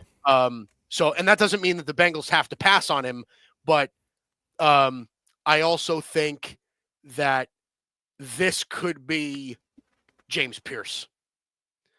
Like, I think this could be gamble edge shot. Right? They didn't pick up Hendrickson, I don't think. So they still have Hendrickson, but that situation is still up in the air. Pending. You know what I mean? So do they want to address the edge in case something does happen with Trey Hendrickson? And even if it doesn't, now you've got kind of two legit edge rushers. I like it. So, let's shoot that one out. And then now it's like the Seahawks are like, damn it, because they needed an edge. I don't think there's a center worthy of the pick right here. I'm kind of thinking, okay, yeah, Jalen Walker is definitely an option. Do they go like now? Could Kelvin Banks go here? And if it's not Kelvin Banks, would it be like Tyler Booker? Right? Because I think they would specifically look more towards the interior of the offensive line if they were going to go there. The only thing with Booker, I don't think that he matches what they want to do in the run game. Okay. He's not going to be able to pull out like they want with Seattle, right. Outside zone stuff. He's more of a mauler, you know what I mean? Right. So yep. I don't think that that's a great fit for them. So I would probably lean with Banks, a guy that has some movement skills, can get out, and get in there at guard. So let's go Banks here. Yeah, I like that pick. I kind of like what you were kind of selling me on with Jahad Campbell, Levante David. Replacement here for the Bucks, and a guy that just he's a dog, he's a leader out there. He's a guy that's, I wouldn't really necessarily call him sideline to sideline, but he understands what you want to do at the linebacker position, good at reading and just shedding those blocks and getting to the running backs on run fits, and then as a delayed blitzer, not bad at all in my opinion. Just a super solid linebacker. If not for the medical concerns, he would be one of those guys that has the potential of going top 15 even. Yeah. But yeah, I like the fit here. Yeah, I've heard, just like Mike Green to the Falcons, I've heard Jahad Campbell to the Bucks a lot. Okay. Broncos here. Now this is intriguing to me because it seems like they want to get Bo Nix some help at wide receiver. They're willing to part ways with Cortland Sutton. Yep. Is this one of those guys where it's like, let's make it easy on our quarterback and get a guy that's just a route runner, can create the separation in Igbuka Yes, I think Igbuka is an option. I think or Golden's an Golden? option. Yeah. I also think funny thing about the Broncos here at 20, I think this is Omari and Hampton's floor. Like I think this is the lowest he could drop. And I think they're going to be very, very interested in addressing running back almost as soon as they can. But yes, I think wide receiver is the top priority, and at this particular juncture, Yeah. it just depends on which one you like the most. I would say I think Golden's the best one left. Yeah, I think Golden's going to go before Igbuka for sure. And Burden for that fact. I'm surprised Burden is still up here on the PFF big board. Me too. I'm really surprised. But I mean, Luther Burden's a good receiver, man. Like, He's good. Yeah, he is good, but he's one of those players that had a better 2024 or 2023 than 2024 tape. He's a guy that seems like he was, and you weren't here for this session of the show because you lagged out, but he's been pinned from some scouts as a guy that's too laid back, too Amari Cooper-esque, where he's not the front of the receiving line. He's not the first to answer the questions in the film room or the positional rooms. He seems almost too passive, and that's turned some people off to him. Yeah. So let's go Golden, I think. Yeah, I think that makes a lot of sense. I think Golden is gonna go in this range. I think like Golden, I think could go as high as like 10, and could go as low as about here. Like this is about where I think his floor is going to be. I don't think he's going to drop to the end of the first. I think this is almost where we pick our other quarterback, and I know the Jackson Dart stuff. I know the Jackson Dart stuff is real in here, but I feel like Tomlin is going to be like, I like Milroe. And if you are committed to Mike Tomlin and his plan for the future, he's a guy that gets you in the playoffs every single year. It just is like, okay, we're going to trust you. I really think Milroe could be the guy.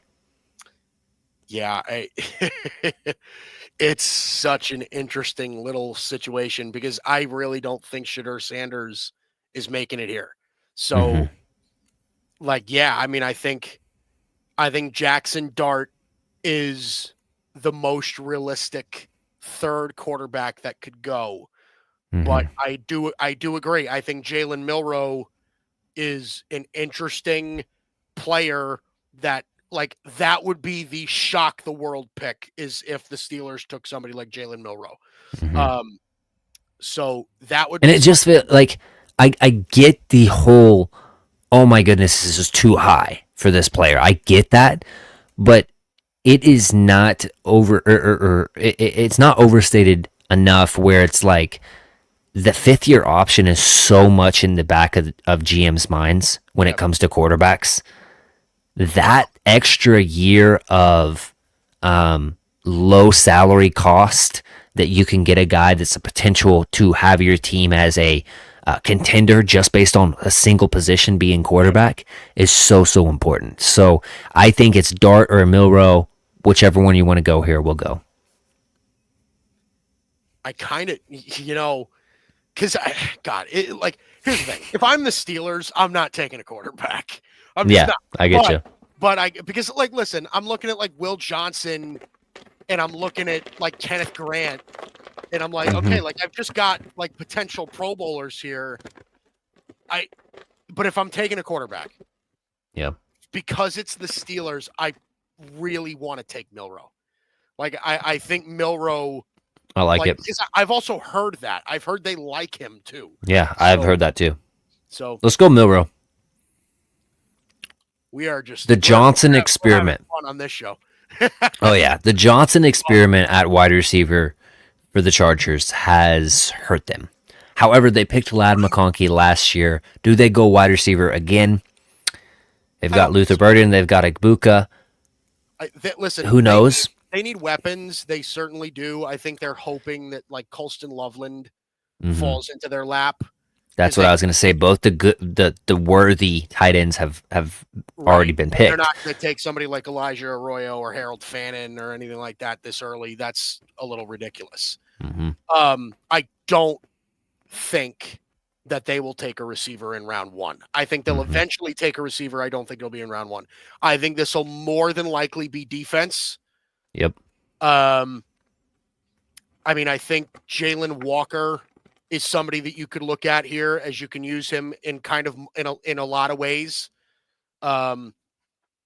Because they need edge rushers. They also need middle of the field linebackers. So they have that kind of versatility with him, however they want to use him. I actually, the more I'm talking about it, the more I think that that's actually a really good fit. Is Jalen Walker to the Chargers. I mean, how do you feel about that? I know there's not a lot coming out with them. I know they want weapons. But Walker is one of those guys you absolutely could have talked about. And Jeff, sorry, I've been ignoring you over here, buddy. Did they re-sign Dobbins, which is a question. No. I don't think they did. And then they may need a running back. See, I think that this is a terrible spot for the Chargers because Golden, Tet have both been picked. Colston and Warren have both been picked. And so you're staring at either Azaruku or Jalen Walker, a guy that has been, productive at BC, but is a guy that's not going to wow you with the physical traits. Now, not bad at that respect, but just a guy that's he's a football player. He's not a freak, or Jalen Walker, who's an undersized guy, but has that freakiness to him. He has a good first step. He has that bend around the edge, but he's not what you would envision as a full-time edge. So you're probably playing him more in that 3-4, defensive scheme. And I don't necessarily know that he would get on the field super early as long as they still have Khalil Mack there. Do they? They do have Khalil Mack, but they don't have Joey Bosa. So I thought Bosa came back. Bosa is with the Bills. Now, Joey Bosa ended up in Buffalo.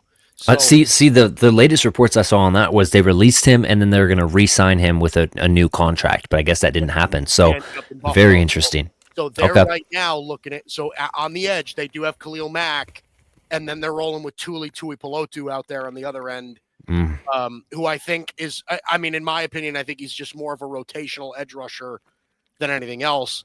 But they're also in need of somebody that can play sort of that middle linebacker position next to Denzel Perryman. So, again, like I'm not saying they have to take somebody like Jalen Walker, but I do think that makes We're going to go with it. Just because I feel like Walker's going to go earlier than his ranking right here. And I that's a need for them, and it just makes sense. Especially because they lost what was his name? Kenneth. Yeah, well, they've been without. He went to the Cowboy for a couple of years, but yes. But he kind of cut from the same cloth a little bit. Right. Yep. Wide receiver, edge, or cornerback for the Packers here. I think that this is a potential Will Johnson spot. This is a potential Egbuka spot. The only reason I'll say that I don't think they're taking a wide receiver in the first round is because the Packers never do. They never do. So I don't know that I'm confident in them taking a receiver in round 1. If they're going to take an edge rusher, are they going to reach on somebody like Donovan Ezeruaku or somebody like Nick Scorton instead of going with somebody like Will Johnson, right? Like I think Will Johnson is like, if it were me making the decisions, I think Will Johnson's the pick here. I like that. For the sake, since we're running a little bit long, let's keep it moving. Will Johnson here, running back, defensive interior. I think this is a no-brainer. Kenneth Grant for the Vikings. Interested, kind of what you think. Kenneth Grant, I think, I absolutely think that interior D-line is interesting here. I also think that the Vikings could be where we see our first safety. Malachi. Malachi Starks, Nick Emenworry. I think one of those guys could end up going here as well. Yeah. because the Vikings desperately need secondary help too. So I think Yeah, I like the Malachi pick. I mean, he's my safety one. I think that he's a guy that's a difference maker out there. He's a guy you don't have to worry about being that single high guy either. Right. Sure tackler. He's a guy that can play some nickel as well. Yeah, I kind of like that pick as well. And I'm not super high on Grant. In fact, I don't even have a first round grade on him. So Yeah. I do with Starks. So let's go Starks here for the sake of that. This Texans. has to be the line, right? For the Texans. They just Yeah. got Jeremy Tunsil. Like, this just feels like it's got to be Simmons or Zabel. Yeah, right. I mean, Zabel, I think, is more of a guard. Simmons, I would have pegged as more of a tackle. I think Simmons is the smart money here. I think Simmons is. I think I would take Simmons too. I think he's the guy. Simmons to the Texans. The Rams. This is kind of where, for me, Revel has real potential of going to the Rams. He has that first round buzz coming up. The other three guys have gone earlier, I guess, should I say. We had Campbell dropping a little bit, but he's a guy that's had that buzz coming up, and it looks like PFF has him ranked at 26 anyways now. Only really the 1 year starter. He had the injury concerns, but he has all the size. He can run with anybody. He shadows really well. He has the interception production. Yep. He's just a guy that's like, if not for the injury concerns, I think that he's absolutely pinned as a first rounder, no doubt. And if he had that more consecutive years of starting, I think that he could be as high as, a top 15 pick. Yeah, I think you're going to see. I think corner is absolutely the need. I think you're going to see something along the line of a Siobhan Revell, Maxwell Hairston. I think you could see Benjamin Morrison here. I think you could have a group of corners of that next tier after Jahdae Barron, after Will Johnson. That next tier of corners, I think you could see coming off the board right here. So let's go Revell. Siobhan Revell to the Rams. I like that. Baltimore always picks the best player on the board when they're there. I don't think they're going wide receiver, but edge is a need for them, and they have no problem taking a guy that other teams are kind of a little bit weary on, but it's just a super good player. And as a Ruku, it seems like he would be a Baltimore kind of a player. They love picking those crazy last names anyways there in Baltimore, so they do. They took Adafe Owe, Justin Matabike, and exactly. So all of those crazy names, so he'd fit right in with them. Yeah, I'm not against that pick. I think that makes a lot of sense. I think they could go another area. I think they could Zabel also is right. Somebody like Gray Zabel, somebody like Tyler Booker, like one of these interior offensive linemen. Oh, Tyler Booker is. I like you bringing him up because I do think he's a first round guy, and they only have him as 47. That's crazy. I think he's a first round guy. I agree. I think he's. I actually kind of want to go Booker. So take Booker. Let's take Booker. Okay. Let's take Booker. And the Lions could have even taken Booker. I mean, really, they need guard help as well. Glasgow, how long is he really going to be out there? I don't even think that they're tied to him after this season. So they need to re-up on their offensive line as well. This could be a Zabel here. I think they're good on the tackles. So defensive line, especially on the interior defensive line, I think is an area that the Lions could look at as well. They're going to be looking at guys like Kenneth Grant and Derek Harmon, Walter Nolan. And Grant seems like a Lion too, man. He does kind of seem like a Lion. That is true. And then cornerback. See, I personally don't think we see more than the 4 corners going in the first round, so I probably wouldn't give them a corner. No, I wouldn't say so. Or I guess that says linebacker. I was looking at Washington, what it says right here. Where's linebacker? I don't even think there's a linebacker that's good enough to go here. Thinking of Carson, yeah. Knight, I guess, but he's more of that old school kind of a linebacker. I don't know. They already have Jack Campbell. I don't know if Demetrius Knight makes it into the first. Yeah, Um, I'm leaning Grant or Nolan here yeah, for I think the Lions. one of those DTs I think is going to be their direction. Let's go with Grant just based on feel like both of those two Michigan guys are going to go first round. Yep, that makes Um, sense. Washington here, guard, edge, corner. Like I said, I don't think a corner is going to go. Like the if the over under was set at 4.5, I would take the under on corners going in the first. Um, and let's go. Don't I wouldn't rule out wide receiver here either. Like if they could be looking at somebody like a Emeka Egbuka and be Yeah. like, okay, like let's pair him with like let's get one of these like in between guys with Terry McLaurin and Debo Samuel over there and Mm-hmm. just get another pure route runner. That wouldn't surprise me either. Yeah. I don't dislike that. Edge is a big need. Yeah, I feel like we go edge here. I feel like that would be a good pick, and you know that Dan Quinn's thumbprint is on the draft a lot, and he's a defensive minded head coach. There's also not that many edge rushers left. Yeah, You can take with this pick, so they might just look at this and be like we can grab a receiver in round 2, round 3, and let's take the edge rusher now so that we can stock up on both and not take let's go edge right there and there. to the Commanders. So I guess Bosa is with the Bills now, as you mentioned. So, and then that was our first or our last edge that we feel like is gonna kind of go in this range. Let's pull these guys back. Yeah, Scorton Jackson isn't. Yeah, I personally don't have any of those guys. Buffalo's good with edge too. I mean, like they just brought in Bosa. Greg Rousseau was really good last year. They still got guys like AJ Epinesa, who has been a fairly solid producer for them as well. I think they don't have wide receiver up here, but I wonder if they go wide receiver. And I know that they picked up Keon Coleman last year, but it just feels like they could have used a Cooper Kupp with the Bills, and they didn't get that. And so, and I know that they have a couple young pieces there that are good.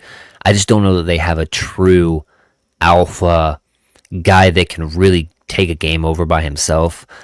Luther Burden's intriguing. Okay, go ahead. Let me throw an idea at you.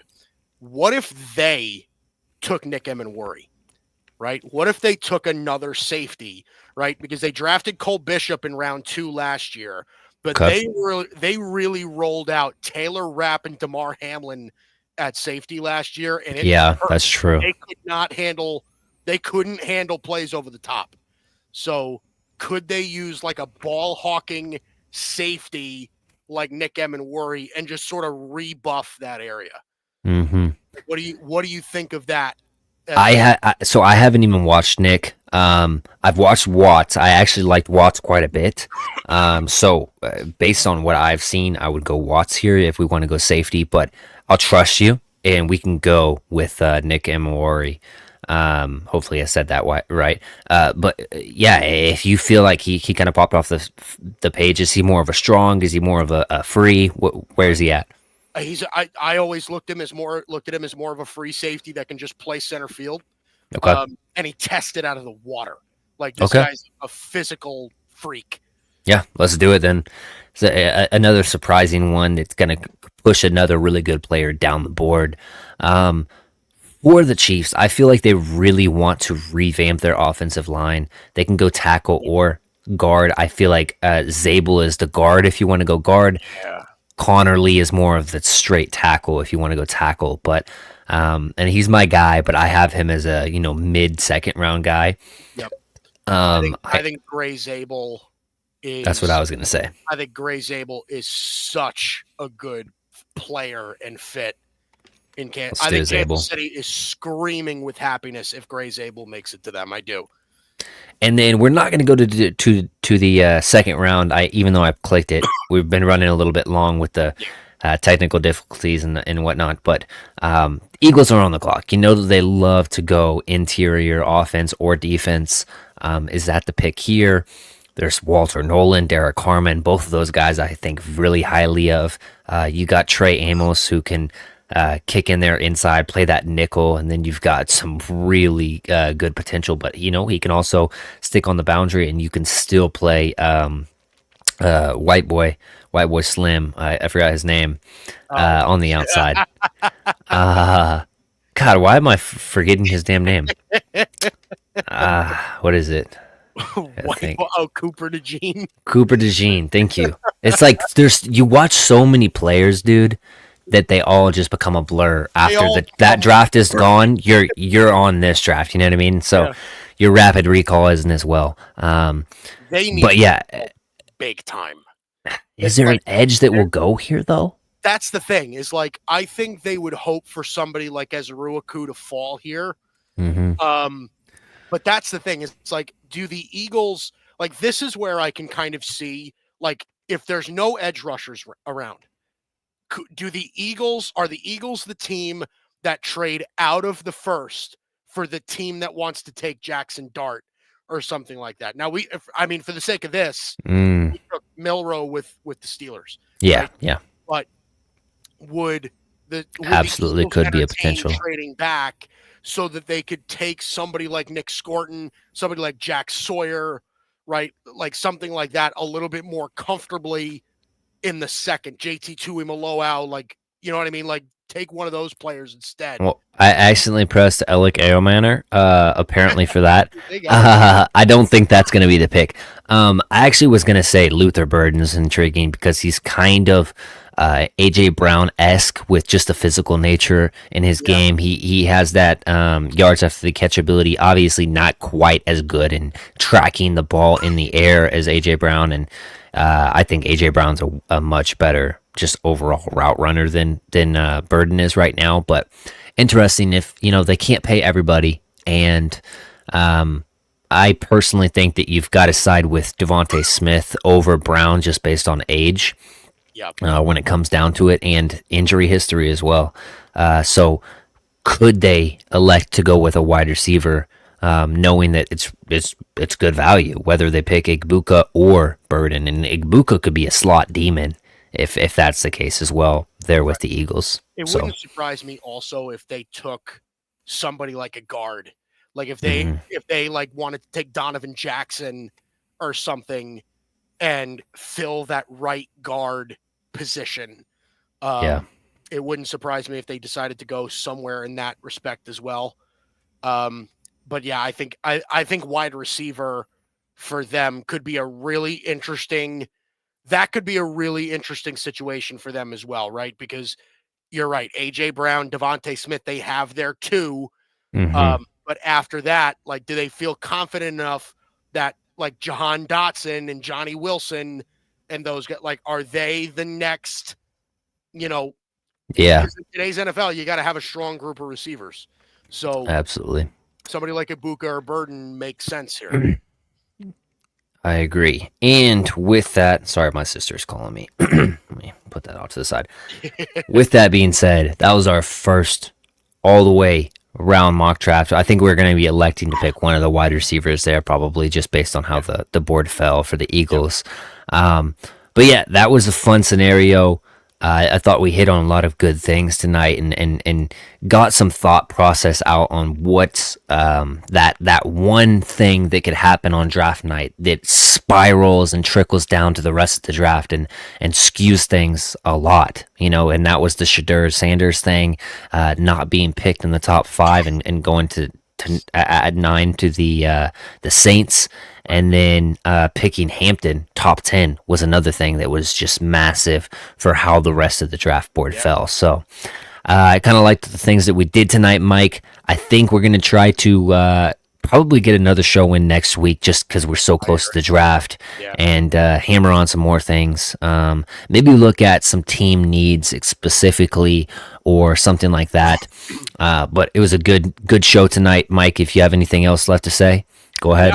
I think it's so interesting how all this draft stuff plays out, right? Because everything that we just did all stems from Travis Hunter going number 2. Yeah. Like, if that just dominoes into everything else, right? everything that happens, right? Shadur Sanders, where the hell is he going, right? Mhm. Is there going to be a third QB taken in round 1? Like, what does this mean for teams that need this and whatever? Like, all of that stuff. It's just, this is what makes this shit so fun. It's just, so Trickle much. down economics. Yeah. It's Just so draft. Love it. Draft capital is being used here. With that being said, he is Mike Guido. I'm EJ Savage. This is the Gryd Draft Show. We're going to be trying to come back next week. No promises. We're not the most consistent here, but we're trying to make it a good time. We might do some summer scouting. Obviously, not an every week thing, but maybe once a month kind of a thing, just to keep the show going and hopefully grow the base a little bit more. It's fun. We're planning on doing a draft night special where we're going to be going over the picks one by one and breaking them down and what we think about the players. Hopefully we see some crazy stuff, man. It's going to be a lot of fun. But with that being said, thank you so much for tuning in. Comment, like, subscribe below. Set that notification bell if you can. And with that, peace.